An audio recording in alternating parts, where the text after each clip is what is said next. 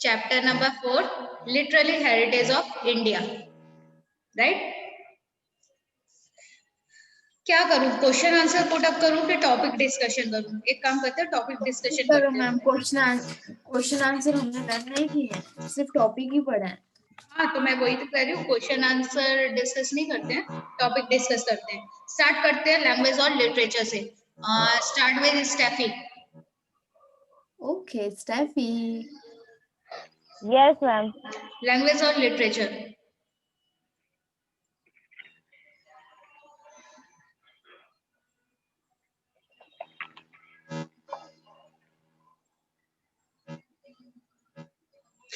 दो डिफरेंसेस बस मुझे पहले ये बता दो, लैंग्वेज और लिटरेचर में क्या डिफरेंस है?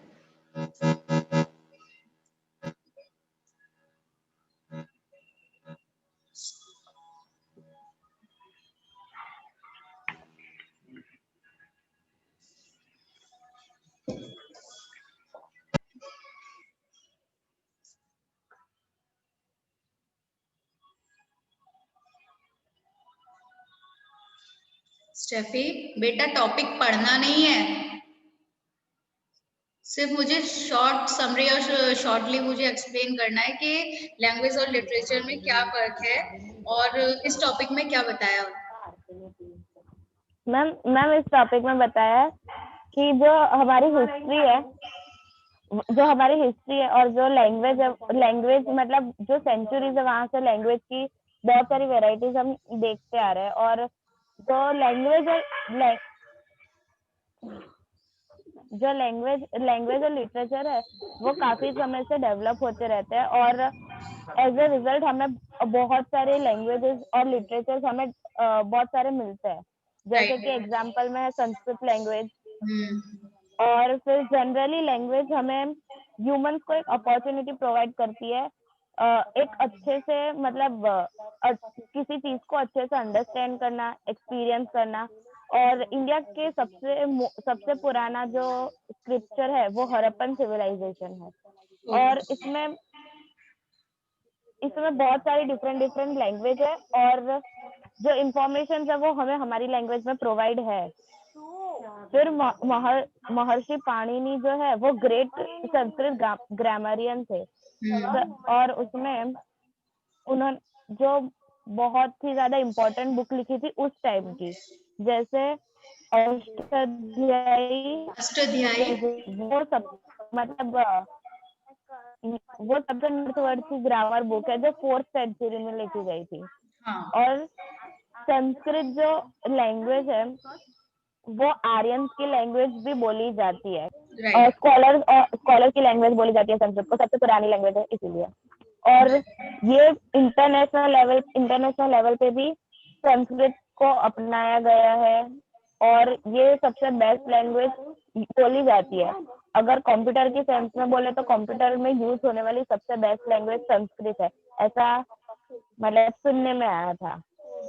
संस्कृत जो है वो रिलीजन, साइंस और फिलोसॉफी का नॉलेज जो है वो हमें संस्कृत लैंग्वेज में प्रोवाइड है। Very good. लैंग्वेज और लिटरेचर एक सिंपल से वे में स्टेफी ने काफी अच्छा क्लियर कर दिया। लैंग्वेज लिटरेचर हमें पता है कि हमारी स्टार्टिंग से ही यानी हमारे हिस्ट्री टाइम पीरियड से ही हमें लैंग्वेजेस डिफरेंट टाइप की लैंग्वेजेस देखने को मिली है, ठीक है। और टाइम के अकॉर्डिंग लैंग्वेजेस में डेवलपिंग होती रही है, चेंजेस आते रहे हैं। लैंग्वेज क्या है? अपनी इंफॉर्मेशन को दूसरों तक पहुंचाना और उनकी जो भी बातें हैं उसको अंडरस्टैंड करना, दैट इज कॉल्ड लैंग्वेज, ठीक है। तो लैंग्वेज का टाइम टू टाइम पे डेवलपमेंट होता रहा है। इसके अलावा हमारी जो सबसे पुरानी लैंग्वेज काउंट होती है वो है संस्कृत। संस्कृत लैंग्वेज के अंदर हम लोगों को बहुत से रिचुअल्स और बहुत सी सारी चीजें पढ़ने को मिलती है, समझने को मिलती है, ठीक है। इसके साथ सबसे पुरानी जो स्क्रिप्ट है वो है हड़प्पा सिविलाइजेशन के नाम से, ठीक है। हड़प्पा सिविलाइजेशन हमारी सबसे पुरानी स्क्रिप्ट है। महर्षि पाणिनि ने संस्कृत के सबसे बड़े संस्कृत ग्रामर के सबसे बड़े व्याख्याता थे, उन्होंने अपने टाइम में 4th सेंचुरी के टाइम पे उन्होंने एक ग्रामर बुक को लिखा जिसका नाम था अष्टाध्यायी। इसके अलावा संस्कृत जो है वो आर्यंस की लैंग्वेज काउंट होती है।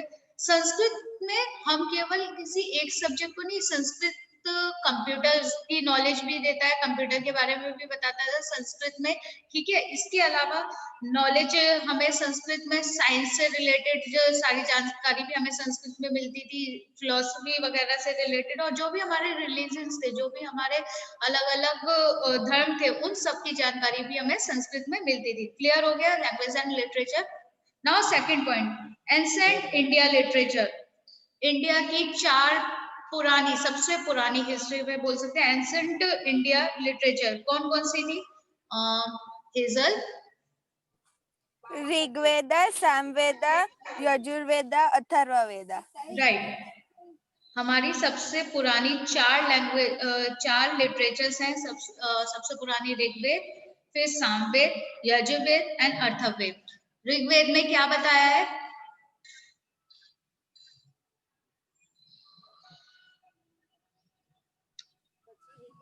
हेजल? हाँ, ऋग्वेदा जो है वो मतलब इंडिया लिटरेचर की सबसे पुरानी बुक और वर्क है। ओके।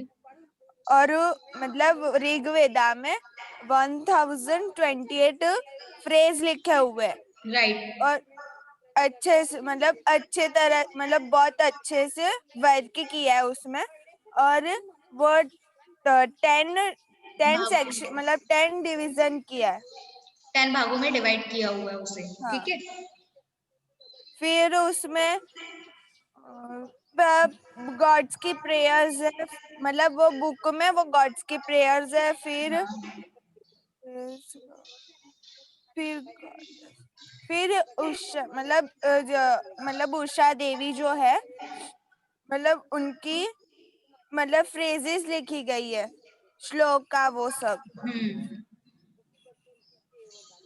फिर मतलब वो फिर ऋग्वेदा में पॉलिटिकल, सोशल और रिलीजियस मतलब आर्यंस के जो मतलब रिलीजन था उस सबको डिस्क्राइब किया है। राइट। ऋग्वेद में हम ये बोल सकते हैं 1028 1028 आपके वर्सेस दिए हुए हैं, श्लोक दिए हुए हैं, जिसमें सबसे ज्यादा ये श्लोक जो है वो 10 पार्ट्स में डिवाइड किए हुए हैं।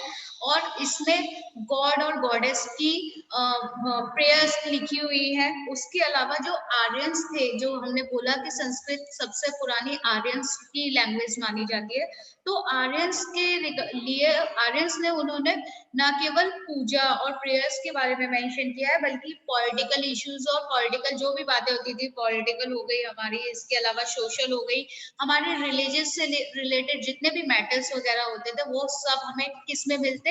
ऋग्वेदा में। इसके बाद आता है हमारा सामवेद। सामवेद हिरल?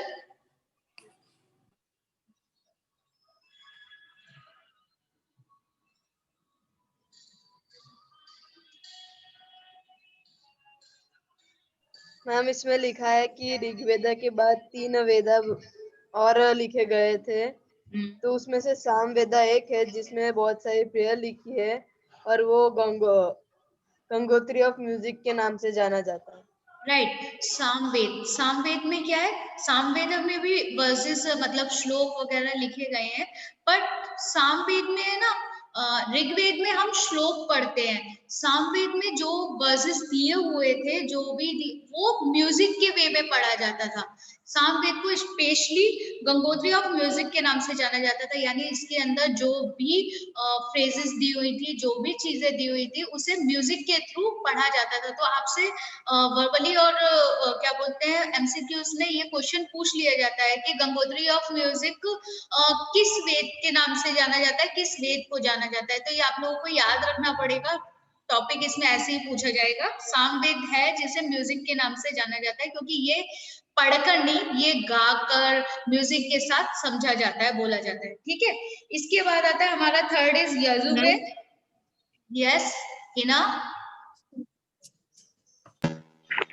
मैम यजुर्वेद में ऐसा बोला है कि ये वेद यजुर्वेद यज्ञ के लिए है, और ये भी एक टाइप का म्यूजिक टाइप ही होता है, क्योंकि उसमें भी पोएम्स और पैराग्राफ वगैरह होते हैं।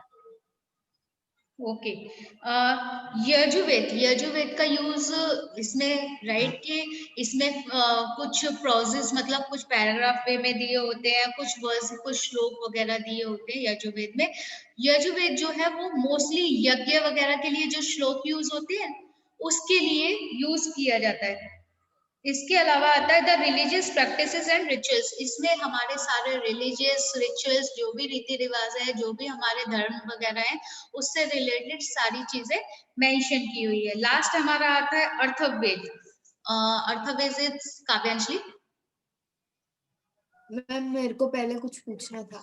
हाँ बोलो। मैम जो सामवेद है ना, उसमें जो रेसिटेशन का मतलब क्या होता है? Process of recitation of versus. श्लोक क्या बोल सकते हैं, जो भी श्लोक वगैरह यूज किए जाते हैं ना, जैसे अपनी लोकगीत वगैरह, लोग जब क्या बोलते हैं किसी की प्रशंसा करते हैं या कुछ अच्छी बातें बताते हैं ना, तो उसको श्लोक में बोलते थे। आप लोगों ने पहले पढ़ा होगा हिस्ट्री में, जब अकबर वगैरह के सामने उनके नवरत्न बैठते थे, तो वो कभी है ना नॉर्मल बात नहीं करते थे चीजों को। अगर वो राजा की तारीफ भी कर रहे हैं, राजा को कुछ बता भी रहे हैं, तो वो उसे अपने तरीके से गाकर उनकी प्रशंसा करते थे, यानी पोएम वे में उन्हें बता देते। तो रेसिटेशन प्रोसेस वही हुआ कि श्लोक को प्रेजेंट करते थे गाकर गाकर या किसी भी म्यूजिक वे में। ठीक है, नेक्स्ट एंड लास्ट आता है हमारा अर्थवेद। काव्यांशली। हाँ तो मैम उसमें ये बताया, उसमें है ना रिचुअल्स, रीति रिवाज और संस्कार के बारे में बताया। बस लास्ट सबसे ज्यादा जो क्वेश्चन आते हैं, वैसे तो आप लोगों को चारों याद रखने हैं, लेकिन सबसे ज्यादा जो वन वर्ड क्वेश्चन पूछ लिए जाते हैं वो सामवेद और ऋग्वेद से पूछे जाते हैं। स्पेशली ऋग्वेद का तो आप लोगों को पता चल गया, सामवेद म्यूजिक के नाम से रहता है, तो इस वेद को हमेशा याद रखना। ठीक है, इसमें केवल एक में बताए हैं 1028 वर्सेस होते हैं, लेकिन जब आप डीपली पढ़ोगे इसको, अभी आपकी बुक में इतना मेंशन नहीं है, अदरवाइज सब में वर्सेस बताए हैं कि 1028 सबसे ज्यादा आपके ऋग्वेद में होते हैं, उसके बाद सामवेद में आ जाते हैं। इस तरह वर्सेस हर किसी में, प्रोसेस हर किसी में दी हुए हैं। ठीक है, इसके बाद हमारा टॉपिक आता है उपनिषद और ब्रह्मनिकल लिटरेचर। तो उपनिषद उपनिषद ऋतिका।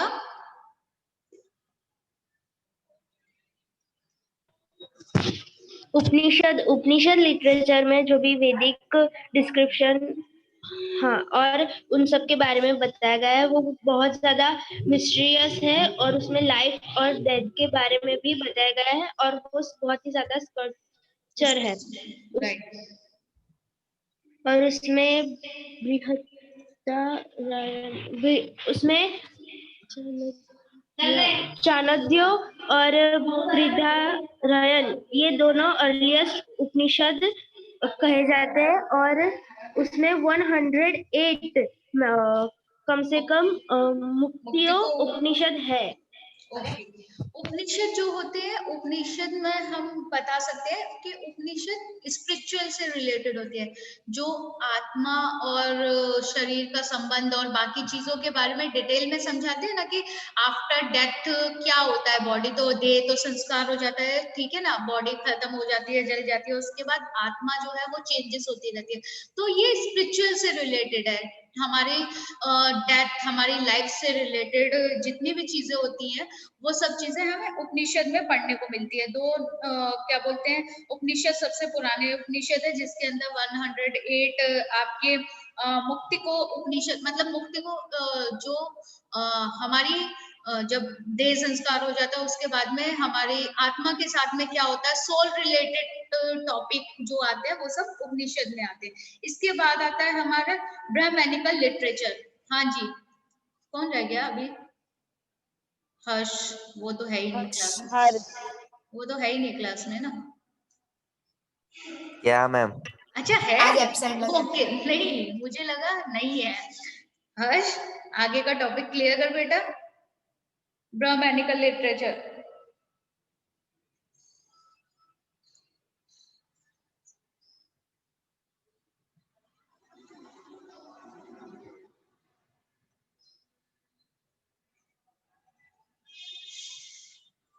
और कौन एक्सप्लेन करेगा? स्टेफी बोलो तो कर। स्टेफी करेगी, उसके बाद काव्यांशली करेगी। डोंट वरी, अभी सब करेंगे। हाँ, ब्राह्मणिकल लिटरेचर, ये जो एक मिनट,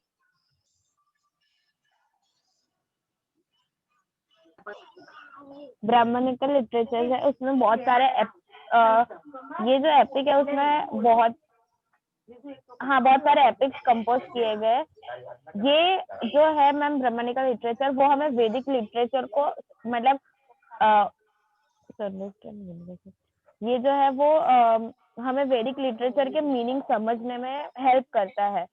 और कोई भी मतलब क्रिटिकल जो है क्रिटिकल मतलब कुछ भी ऐसा है जो कोई भी वेदा पे पोएटिक पोयम हुआ या प्रोज वगैरह हुआ जो क्रिटिकल होते हैं, जो समझ में नहीं आते हैं, वो हम ब्राह्मणिकल लिटरेचर के थ्रू समझ सकते हैं। राइट। ब्राह्मणिकल लिटरेचर में बहुत सारे एपिक्स लिखे हुए हैं, महाकाव्य, मतलब जो बहुत बड़े बड़े होते हैं, जिसमें रिलेटेड टू जो गॉड से रिलेटेड हुए, या फिर किसी जैसे सबसे बड़ा महाकाव्य आप लोगों ने पढ़ा होगा भगवत गीता, ठीक है ना, जिसमें काव्य के नाम से ही जाना जाता है। और भी ऐसे बहुत सारे हैं, सॉरी मुझे अभी नाम याद नहीं है। तो ये सब महाकाव्य जो एक्सप्लेनेशन उसमें दिए, सबको पता है कि ये संस्कृत बेस पर होते थे। तो इनको समझने के लिए इनके प्रोज और इनके जो भी पोएटिक्स जो भी दिए हुए होते थे फ्रेजेस, उन सब चीजों को समझने के लिए ये यहाँ पर ब्राह्मणिकल लिटरेचर का यूज किया जाता था, ठीक है। इसके वैदिक लिटरेचर और directive principles regarding behaviour have been explained broadly. इसमें जितने भी एक हम ऐसे बोल सकते हैं, लिटरेचर हमारा क्या काम करती है? लिटरेचर वो चीज होती है जिसके थ्रू हम लैंग्वेज को समझते हैं, ठीक है। लिटरेचर के थ्रू हम लैंग्वेज को समझते हैं। तो ये भी एक जो ब्राह्मणिकल लिटरेचर थी, इसके थ्रू हम जितने भी महाकाव्य एपिक्स वगैरह थे वो हम समझते थे इस लिटरेचर के थ्रू। और डायरेक्टिव प्रिंसिपल्स, जो भी उसके प्रिंसिपल्स वगैरह थे regarding behaviour have been explain, बहुत बड़े लेवल पे एक्सप्लेन कर सकते थे। इसके बाद है अरण्यकास, क्या है अरण्यकास, अरण्यकास क्या है? इसके बारे में कौन एक्सप्लेन करेगा? काव्यांशली।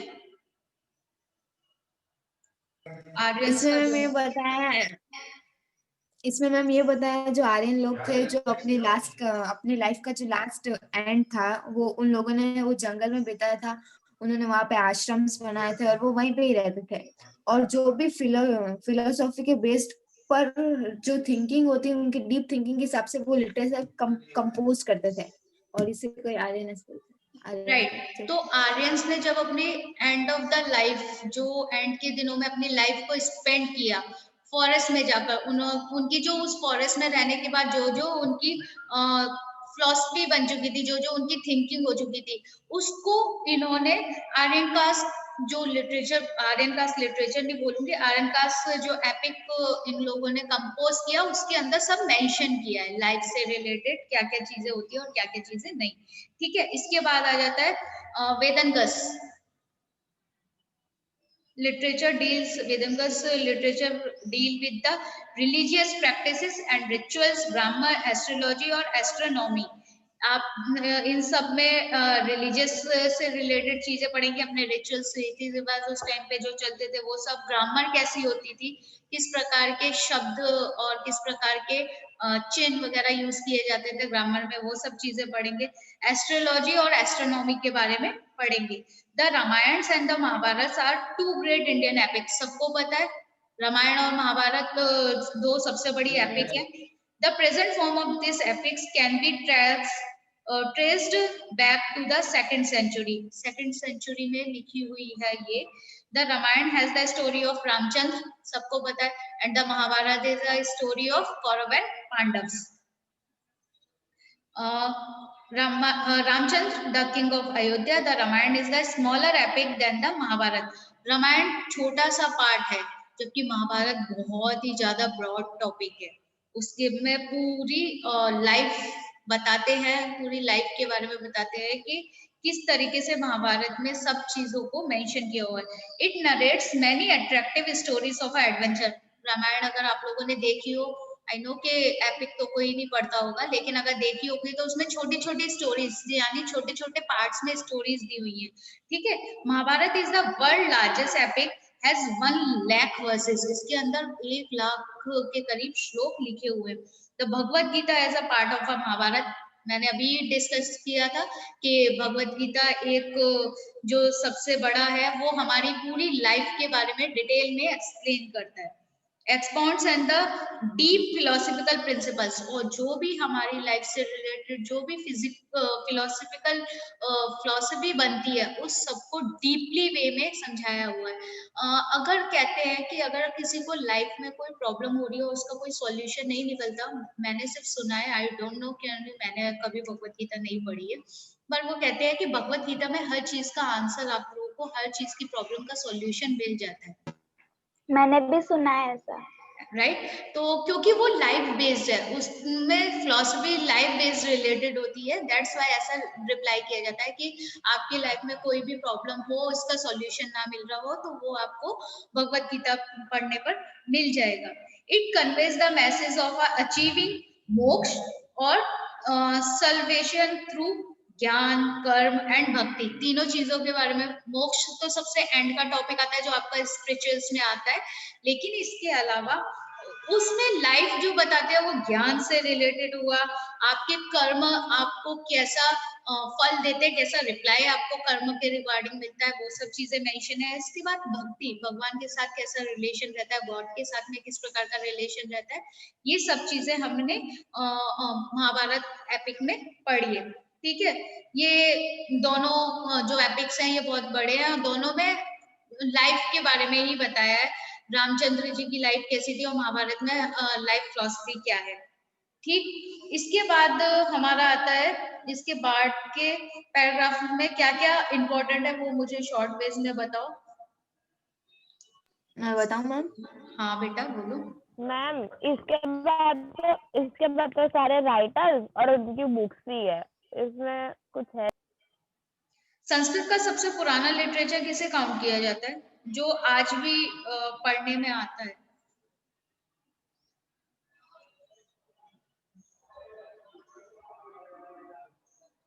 महाभारत। ये दो एपिक्स हम लोगों ने संस्कृत में ही पढ़े ना, महाभारत और इसके रामायण के।